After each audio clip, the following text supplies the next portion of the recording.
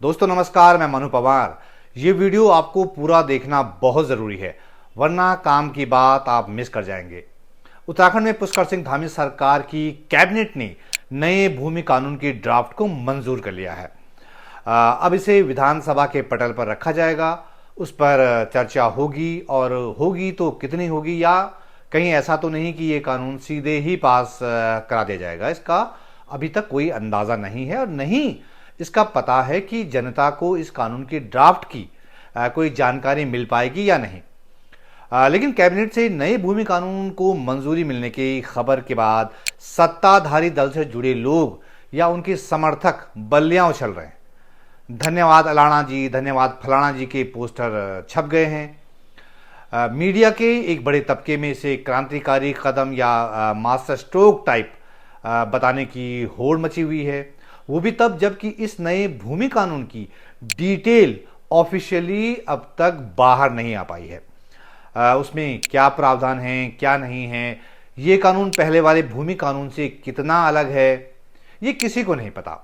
ऐसे में सरकार समर्थित लोगों ने नए भूमि कानून के बारे में जो कुछ सोशल मीडिया पर शेयर किया है, अगर उस दावे को हम सच भी मान लें तो उससे तीन बातें पता चलती हैं दोस्तों। नंबर एक, दावा किया जा रहा है कि धामी सरकार ने 2018 में त्रिवेंद्र सिंह रावत सरकार द्वारा भूमि कानून में कराए गए संशोधन निरस्त कर दिए हैं। दावा नंबर दो, हरिद्वार और उधम सिंह नगर जिलों को छोड़कर उत्तराखंड के 11 अन्य जिलों में राज्य के बाहर के व्यक्ति खेती और बागवानी की जमीन नहीं खरीद पाएंगे। और दावा नंबर तीन, पहाड़ों में चकबंदी और भूमि बंदोबस्त किया जाएगा।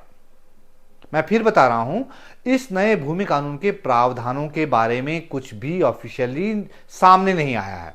यह दावा सिर्फ सरकार समर्थित लोगों की तरफ से सोशल मीडिया पर किया जा रहा है।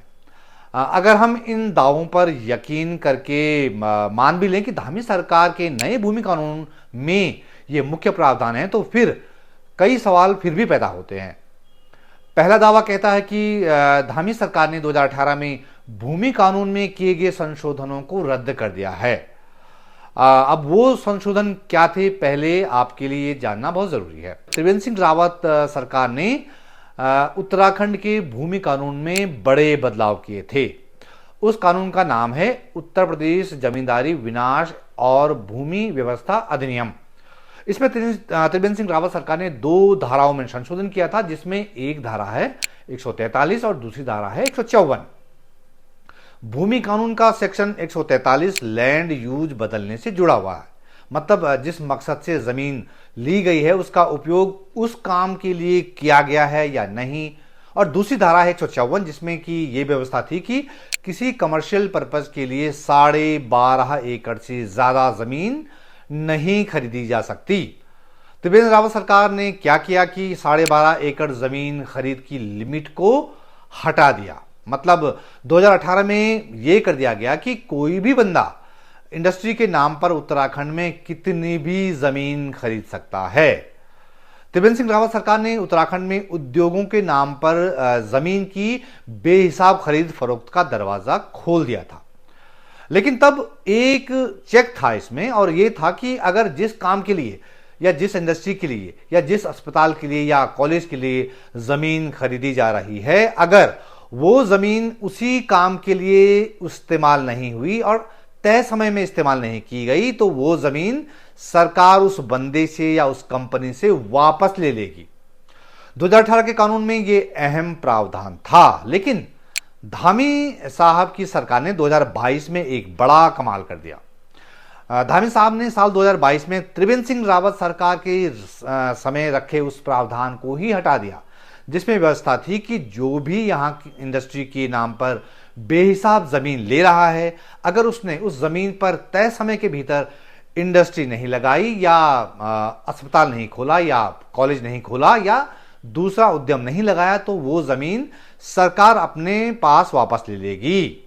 मतलब गड़बड़ी करने पर भी सरकार किसी का कुछ नहीं बिगाड़ सकती। ये धामी सरकार की व्यवस्था थी। धामी सरकार ने 2022 में भू कानून में जो संशोधन किया, वो उन लोगों को बचा ले गया जो कि इंडस्ट्री लगाने के नाम पर कई एकड़ जमीन दाबे बैठे हैं, जिन्होंने तय समय में इंडस्ट्री नहीं लगाई या उन्होंने उस जमीन को किसी और काम के लिए इस्तेमाल करना शुरू कर दिया, या वो जमीन किसी और को बेच दी या वहां पर प्लॉटिंग कर डाली। 2018 में त्रिवेंद्र सिंह रावत सरकार ने भले ही इंडस्ट्री लगाने के नाम पर जमीन की लूट के दरवाजे खोल दिए थे, लेकिन ऐसे लोगों से जमीन वापस लेने की व्यवस्था भी रखी थी। लेकिन धामी साहब ने 2022 में जो संशोधन किया उसमें ऐसे डिफॉल्टरों से जमीन वापस लेने की सरकार की कानूनी हैसियत खत्म कर दी। तो अगर जैसा कि प्रचारित किया जा रहा है कि उत्तराखंड में नए भूमि कानून में साल 2018 में त्रिवेंद्र सिंह रावत सरकार के समय किए गए संशोधन निरस्त कर दिए गए हैं, इससे इस बात की पुष्टि होती है कि आज की बीजेपी सरकार ने यह मान लिया है कि पहले की बीजेपी सरकार ने बड़ी गड़बड़ी की थी और अघोषित तौर पर त्रिवेंद्र सिंह रावत को उस गड़बड़ी का खलनायक चिन्हित कर दिया गया है। लेकिन क्या उस कानून के निरस्त होने का एक मतलब यह भी है कि इंडस्ट्री के नाम पर जमीन लेने वालों पर चेक की व्यवस्था भी रहेगी या नहीं रहेगी?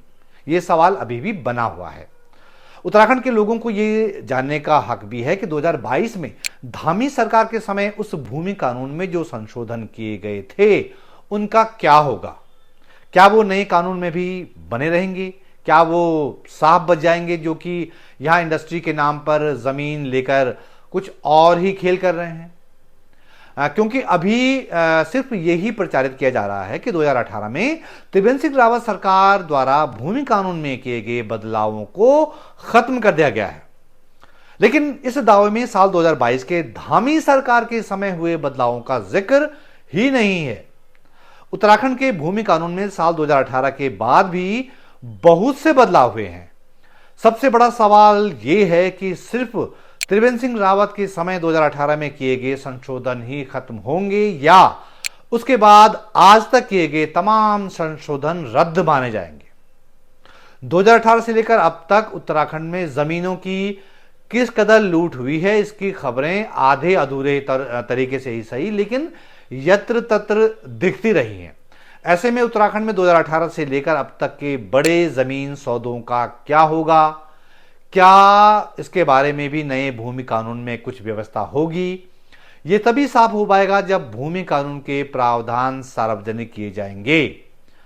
और यह भी साफ नहीं है कि उत्तराखंड में गैर कृषकों यानी बाहरी लोगों के लिए मकान बनाने के लिए भूमि कानून में एनडी तिवारी सरकार ने जो अधिकतम 500 वर्ग मीटर की व्यवस्था की थी और बाद में बीसी खंडूड़ी सरकार ने उसे घटाकर 250 वर्ग मीटर कर दिया था, धामी सरकार के नए भूमि कानून में उस पर कोई नया प्रावधान रखा जा रहा है या पुराने से ही काम चलाया जाएगा?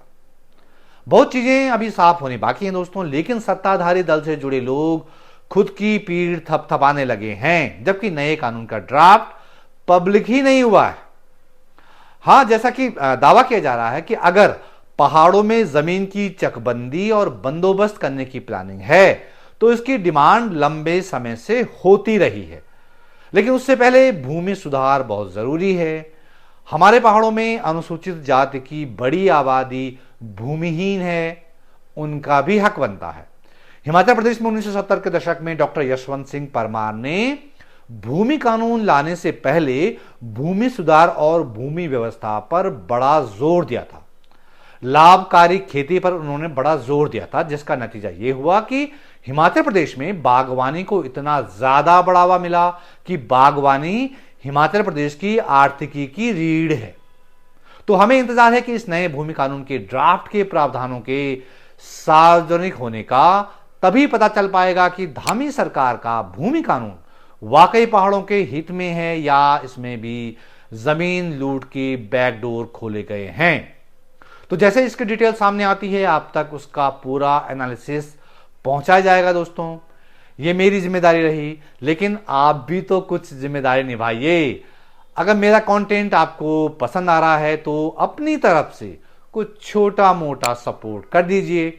अपने यूपीआई का क्यूआर कोड मैं शेयर कर रहा हूं। मेरे पास अब आमदनी का कुछ सोर्स है नहीं दोस्तों, आपसे थोड़ी बहुत मदद मिलेगी तो अच्छा से अच्छा कंटेंट तैयार करने के लिए मेरा हौसला भी बढ़ेगा। तो ये वीडियो पूरा देखने के लिए आपका बहुत बहुत धन्यवाद, और इस वीडियो को लाइक भी करना है और अपने नाते रिश्तेदारों और अपने परिचितों तक भी पहुंचाना है। सबको बता दीजिए कि मनु पवार का यूट्यूब चैनल फटाफट सब्सक्राइब कर लीजिए, आपके काम का कंटेंट आप तक पहुंचता रहेगा। तो फिलहाल ये वीडियो देखने के लिए दोस्तों आपका बहुत बहुत धन्यवाद, और जल्द मिलते हैं एक नए वीडियो के साथ। तब तक के लिए नमस्कार।